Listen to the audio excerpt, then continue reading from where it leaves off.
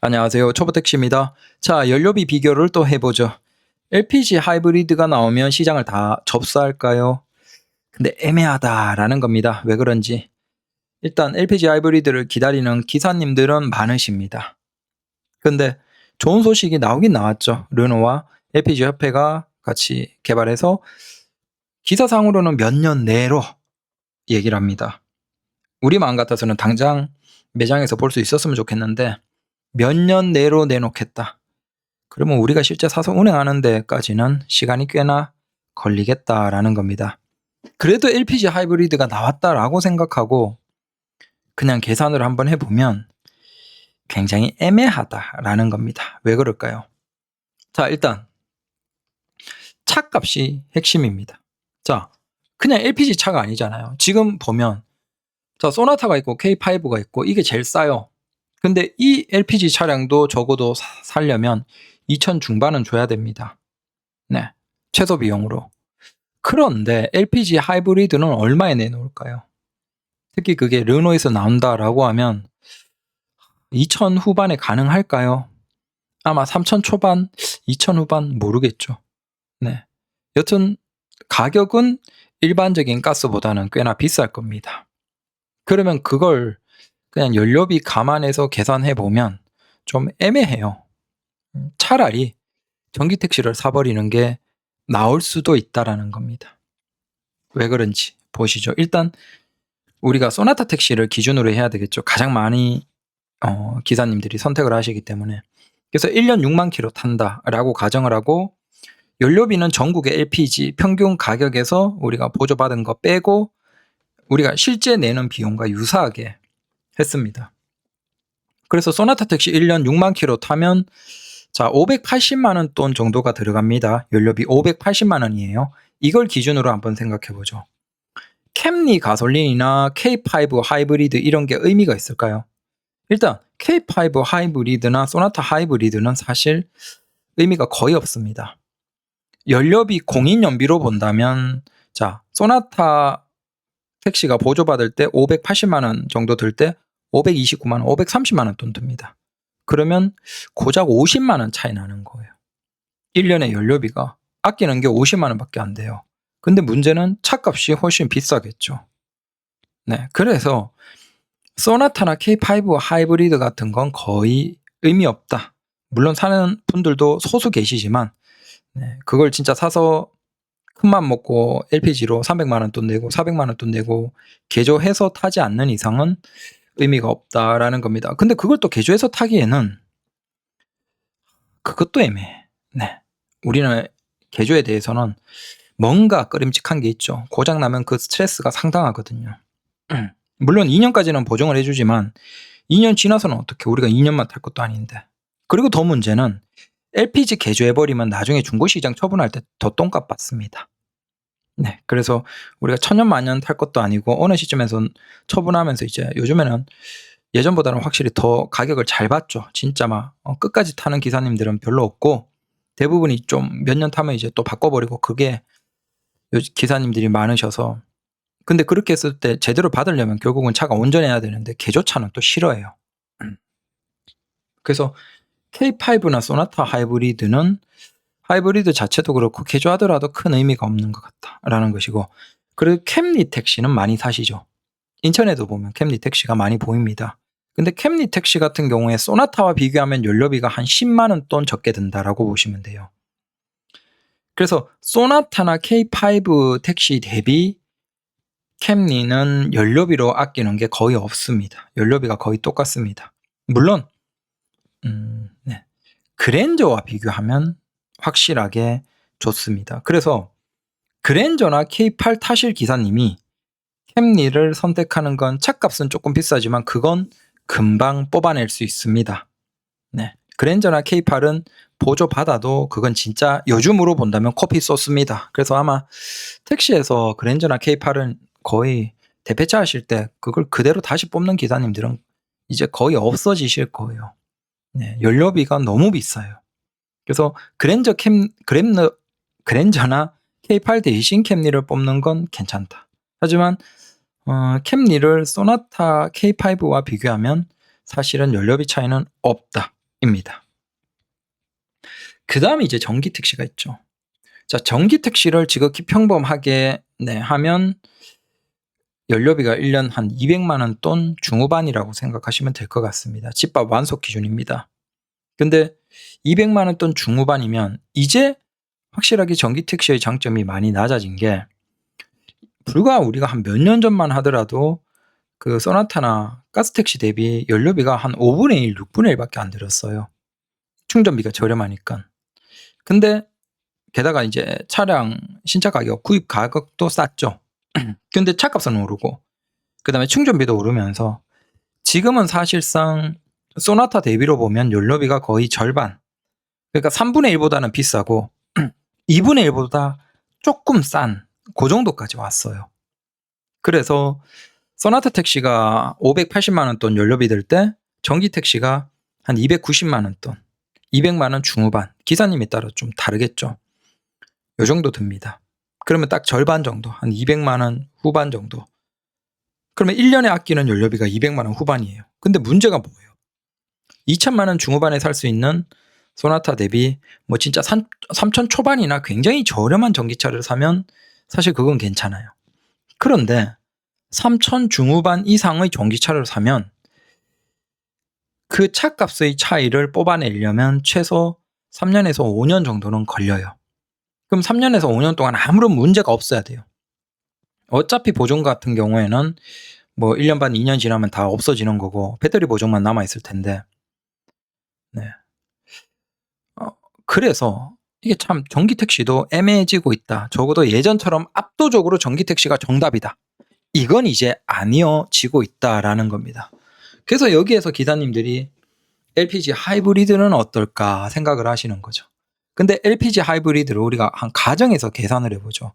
아무래도 LPG니까 LPG가 가솔린 대비 그 효율이 낮으니까 하이브리드라고 하더라도 효율이 낮겠죠. 그러면 가솔린 대비 가솔린이 한 연비를 17, 18 하이브리드 잡을 때 뭐 한 14 잡아주면 꽤 괜찮게 잡아준 거겠죠. 그러면 14km per 리터로 해서 계산을 해보면 얼마가 나오냐 하면 370이 나와요. 그러면 LPG 하이브리드가 한 14 정도만 연료비가 나오면 소나타 대비 연료비가 1년에 한 200 정도 줄어드는 거예요. 그 다음 전기 택시 대비로는 한 100만 원 돈 정도까지 좁혀지는 거죠. 꽤 괜찮죠. 문제는 이 LPG 하이브리드의 차값이 얼마일까? 과연 르노가 저 하이브리드 시스템의 LPG로 해서 그걸 소나타 K5 가격에 내줄 리는 없고 그거보다 훨씬 비싸겠죠. 결국은 그들도 이 계산을 하면서 요 정도에서 소비자들이 딱 찾을 것이다 라고 절묘하게 할 테니까 사실 우리의 막연한 기대처럼 야 소나타 K5 가격에 조금만 더 비싸게 해서 나와줬으면 좋겠다. 그건 아닐 가능성이 높다라는 겁니다. 그리고 연비가 효율이 조금 더 낮춰서 한 12 정도 나온다 라고 가정하고 계산을 해보면 한 440만 원 돈 나옵니다. 자, 이렇게 되면 LPG 대비 한 120만 원 정도의 연료비 차이가 납니다. 그러면 차값으로 한 2,800에서 3,000만 원 정도, 2,800만 원 정도 내놓으면 솔직히 이건 할만해요. 괜찮아요. LPG 하이브리드가. 근데 3,000만 원 넘어가면 그때부터는 좀 가격이 애매한 거죠. 네. 그리고 오히려 전기 택시와 LPG 하이브리드 가격 차, 그러니까 연료비 차이가 벌어지는 그걸로 감안하면 지금 그 전기 택시 중에서도 좀 싸게 살 수 있는 것, 재고로 해서 싸게 사면 3천 초중반에 살 수 있죠. 차라리 그런 것들이 2천 후반에서 3천 초반에 LPG 하이브리드가 나온다라고 하면 그냥 전기 택시가 나온 거예요. 근데 또 전기 택시의 연료비도 어떻게 될지 모르는 거고. 그래서 LPG 하이브리드가 나온다 하더라도 반드시 이게 시장을 다 가져가지는 않겠다. 다만 그걸 딱 원하는 소비자들은 그러니까 기사님들은 하겠지만 계산기를 두들겨보면 애매하다라는 겁니다. 결론은 그냥 이런 거 저런 거 생각할 필요 없이 아무런 고민 없이 그냥 택시하기에는 소나타 택시나 K5 그냥 기본에 가깝게 해서 뽑는 게 가장 무난한 것 같다라는 겁니다. 적어도 지금은. 그렇고 전기 택시의 가격이 사실은 내려와야 돼요. 제가 앞에 중국 전기차를 얘기하니까 좀 기분 나쁘신 분들도 계신데 우리가 한번 보죠. 우리가 택시 호출 앱도 그렇고 그 다음에 자동차도 그렇고 우리 소비자를 위해서 기업이 스스로 적게 버는 적이 있었습니까? 아니죠. 없습니다. 근데 그 택시 호출 앱에서 수수료 낮춰주고 고급 대형에서 수수료 낮춰주고 그거 했었던 때가 언제예요? 기사들이 이탈하고 경쟁기업으로 가고 경쟁기업이 빠르게 성장하니까 그때서야 수수료 낮춰주고 이벤트 하면서 네, 우리 기사님에게 좋게 했죠. 즉 기업은 야 이거 까딱 잘못하면 시장 지배력 뺏기겠다. 야 이거 점유율 뺏기겠다. 야 우리 잘못하면 기업 망할 수도 있겠다. 그런 긴장감이 있을 때만 소비자에게 잘해줍니다. 아니 여러분들 몇 년 전에 봤잖아요. 그 가장 싼 그 LPG 택시는 안 나와서 기사님들이 비싼 거 어쩔 수 없이 뽑았던 적이 있잖아요. 시장이 독과점화되면 절대 기업은 소비자에게 이롭게 안 해줍니다. 근데 아직도 이제 한국의 많은 분들은 특히 기사님들은 국산차에 대해서 뭐 무한한 어떤 그런 게 있죠. 사랑 같은 게. 예전에는 잘해준 거 맞아요. 하지만 그때는 쉐보레도 택시가 나왔고 그다음 르노 삼성도 세단 택시가 적극적으로 밀어붙이면서 치열하게 경쟁을 하니까 거기에서 고객을 잡기 위해서 했던 것이지 그냥 기업이 착해서 순수해서 우리 택시 기사에게 잘한 게 아니에요. 그래서 그런 착각을 하지 말아주셨으면 좋겠다. 오히려 BYD C라이언 같은 저 큰 좋은 전기차가 한 4천 초반에 출시가 되고 그게 중고시장에 한 1년 탄 거 3천 초반 정도의 가격이 나오면 무사고로 나오면 괜찮죠. 보증기간 길게 남아있는 데다가 차도 좋고 그러면 연료비로 그거 3천 초반에 사더라도 한 2년 3년만 뭐 보증기간 내에 문제없이 타면 어차피 연료비로 다 뽑아내거든요. 그러면 소나타 타는 것보다 훨씬 더 좋게 뽑는 거예요. 마찬가지로 그 정도 아니더라도 한 3천 후반만 가격이 되더라도 아마 택시 기사님들 입장에서는 고민하는 기사님들이 많으실 거예요. 마찬가지로 테슬라 같은 곳에서도 이제 모델 Y 같은 큰 SUV 좋은 거 그게 6,999만 원 아니 죄송합니다. 3,999만 원 정도에 나올 가능성이 높은데 사실 그런 것들이 나오면 어떻게 되겠습니까? 국산차 입장에서 긴장되겠죠. 아니 물론 많이는 아니지만 초기에 조금씩 이제 아름아름 기사님들이 그걸 사고 그런 게 입소문이 퍼지고 야 저거 BYD C라이언 저것도 크고 좋아. 근데 한 3천 중반 후반에 택시 살 수 있어. 야 테슬라 저거 모델 Y 저가형 저것도 좋아. 다른 기사 거 봤는데 저것도 한 3천 중후반에 살 수 있어. 자 이렇게 되면 당연히 국산차는 어떻게 하겠어요. 스포티지만한 SUV 전기 택시를 3천 초반이나 중반 미만에 내놓지 않으면 시장을 빼앗기는 거예요. 근데 그렇게 되는 게 우리 기사들 입장에서 뭐가 나쁘죠?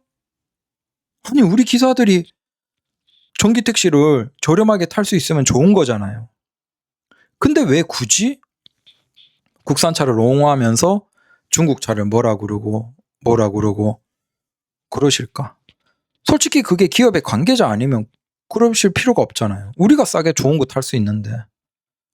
그러니까 여러분들이 그 중국차를 타거나 이렇게 하라는 게 아니에요. 근데 어차피 우리가 그걸 안 타더라도 그걸 응원해 줘야지만 경쟁기업, 국내 자동차 기업이 그래도 합리적으로 차를 내준다는 거예요. 마찬가지로 우리가 내가 우버를 가맹으로 안 하더라도 우버를 응원해줘야지 다른 경쟁기업이 수수료를 낮춰주고 어떻게든 기사들이 유리하게 해준다는 거예요. 그냥 독과점화되고 걔들 많이 이용해주고 해줘봤자 절대 한국 역사에서 기업이 스스로 자기들이 시장을 다 장악했는데 소비자에게 가격 낮춰주고 합리적으로 해준 적이 단 한 번도 없어요. 그래서 오히려 우리 기사님들이 좋은 차를 저렴하게 타려면 중국 거 응원하고 BYD 응원하고 테슬라 응원하고 마찬가지로 KG나 토레스 같은 거 응원하고 다른 차들 주력이 아닌 차들을 응원해 줘야 돼요. 설령 내가 안 사더라도 온라인 상에서는 그래야지만 우리가 오히려 국산차 많이 팔리는 차를 사더라도 가격을 더 긴장감을 느껴서 할인 많이 하고 혹은 출시 가격을 낮게 해서 합리적으로 우리가 살 수 있다는 거예요. 근데 이게 싫은 거예요. 그래서 잘 이해가 안 되는 분들이 계시죠. 네, 시장을 잘 생각하셔야 됩니다. 그래서 LPG 하이브리드 결론은 응원하긴 하지만 저게 차값이 문제다. 그리고 저게 몇 년 내에 출시된다라고 하면 결국 몇 년 내에 출시될 그 시점에 BYD C-라이언이나 테슬라 저가형 같은 것들이 뭐 신차도 3천 후반 4천 초반에 나와버리고 중고는 이미 3천 중반 초반 정도의 시장에 매물이 있어 버리면 굳이 그걸 두고 LPG 하이브리드를 살 이유가 적어지죠. LPG 하이브리드가 만약에 2천 후반 3천 정도에 나온다면. 그래서 우리의 기대처럼 LPG 하이브리드가 구원자가 되기는 좀 힘들겠구나라는 겁니다. 이러거나 저러거나 네. 소나타 사랑합시다. 그리고 소나타 어느 분이 그 얘기를 하셔서 나는 좀 고장이 있다라고 하는데 엔진 누유 오일 누유 말씀이시죠. 그건 근데 어쩔 수가 없습니다. 엔진 오일 먹기도 하고 누유되기도 하고 그건 그냥 고질병이라서 답이 없어요. 그래서 엔진 오일 보충 기간을 조금 짧게 가져가십시오. 뭐 7천, 8천 정도에 뭐 좀 더 빨리 바꾸는 걸로 하시는 방법밖에 없습니다. 그거 아마 센터 들어가도 딱히 뭐 수리할 방법이 없을걸요. 그래서 알잖아요. 우리가 주력으로 많이 차는 차에 엔진 오일 먹는 거나 엔진 오일 누유되는 건 그냥 일상입니다. 네, 그거 외에만 큰 고장 없으면 뭐 문제 없다. 엔진 오일만 좀 자주 갈자. 싼 데는 싸니까 그냥 7, 8천에 갈아버리십시오. 어차피 수리 들어가 봤자 답 없습니다. 마음고생만 하십니다. 감사합니다.